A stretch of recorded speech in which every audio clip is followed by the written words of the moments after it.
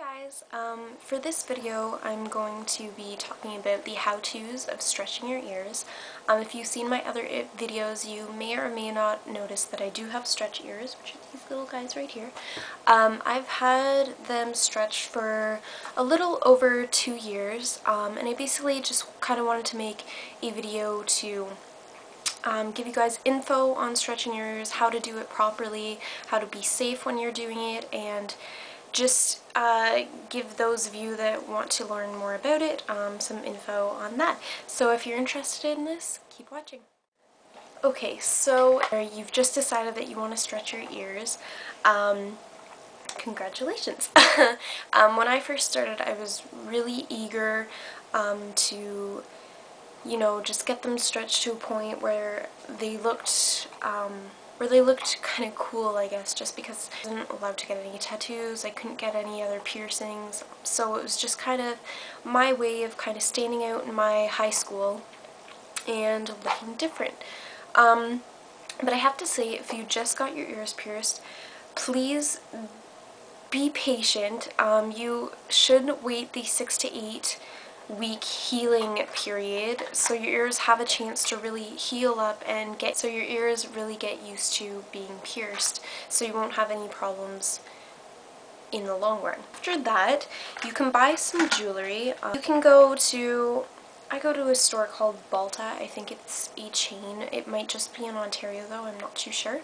But you can go, there's lots of stores that carry body jewelry, and you can Google and you can find different websites online that sell body jewelry as well. So what you're looking for is basically a piece of jewelry that looks like this. So it just looks like that. I call these tapers basically because they taper from a big end to a small end.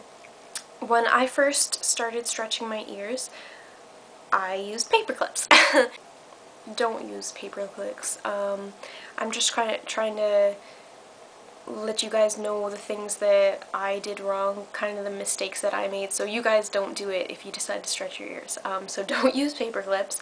I just really didn't have anything else, so I didn't really have a choice, but my friend had her ears stretched before I did and decided to take them out, so she gave me all her old jewelry. Of course, sanitized it, all that jazz. So anyways, when you first start out, you want a piece of jewelry that looks like that. I started out with one that was a bit smaller. For the first gauge that you get when you first pierce your ears, it's either going to be a 20 or an 18 gauge, so just a tiny hole.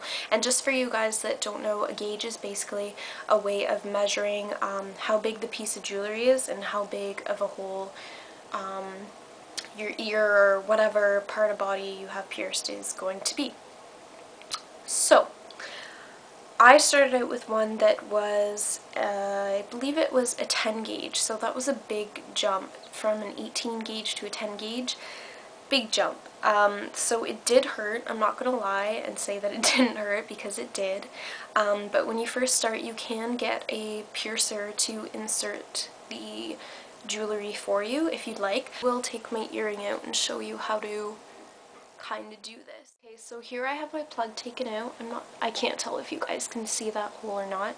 So what I'm going to do is take a taper. I have a bigger one like this. This is a 0 gauge. That's what I currently have in right now. And what you're going to do, it's a good idea if you're going to do this for the first time or when you're changing up your gauges, to do it after you get out of the shower, because then your ear is, you know, it's moist and it's more pliable and it won't hurt as much going in. All you do is you take it, whoop, and you slide it in the hole, and you slowly bring it through until it comes all the way through. And it won't come all the way through for the first time that you do it, because your ear isn't used to it, your hole isn't as big as the piece of jewelry, so it takes time to heal up. And also, you should wait, I'd say at least 2 weeks between changing gauges. Say like you finally gauged your ears to a 4 gauge and you just decided like, hey, that's too small for me, I want a bigger gauge, I want to go to a 0. It's not a good idea just to jump to that gauge, because that is a very big jump. It's a lot of trauma for your ear to deal with.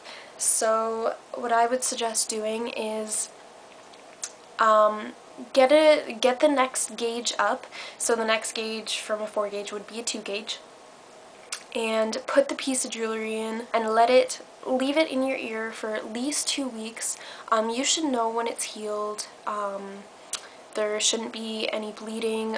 It shouldn't be tender to touch. It shouldn't hurt if you touch it if it's healed. So you should know. Sorry guys, I like completely lost my train of thought. But another thing you should remember is to have good hygiene when you're stretching your ears, which means cleaning them every day for when you're first putting your gauges in. It's easy just to take them out when you're going in the shower, then you can just, you know, clean them when you're in the shower. And also always clean your jewelry. If you're going to change up the jewelry in your ears, what I do is just if I'm going to change it up, I sanitize the old piece of jewelry in alcohol, or I just clean it and make sure it's really, really clean. And then I just, you know, I keep all my jewelry in this little box right here. But that way I know it's nice and sanitized and clean for the next time that I want to wear it. Stretching your ears, it can be really painful. It's not too bad, as long as you do it right and you know what you're doing and you don't try to stretch your ears too fast. As long as you just go slow and you let your ears heal for the right amount of time, you should be okay. Also, don't take this video as your only resource of information. You should look up the pros and cons of stretching your ears, maybe read some articles, watch some videos on YouTube, just so you know what can happen if something goes wrong, blowouts, bleeding, all this gross stuff. But just make sure you know what you're getting into, and you know how to deal with it if a problem does arise. So yeah, I think I pretty much covered everything I want to say about stretching your ears. It's not that hard to do. You just need to know what you're doing and do it properly. Don't stretch too much too fast, and you should be okay. So I think I kind of pretty much just rambled through everything that I wanted to say in this video, so I'm hoping it kind of made sense. If there's something that didn't make sense or you just don't understand what I'm trying to say, don't be afraid to leave a comment down below, or you can send me a message. Hopefully I did okay though in helping you guys out. And yeah, so thank you so much for watching. Hope you enjoyed this video, and I'll talk to you guys later.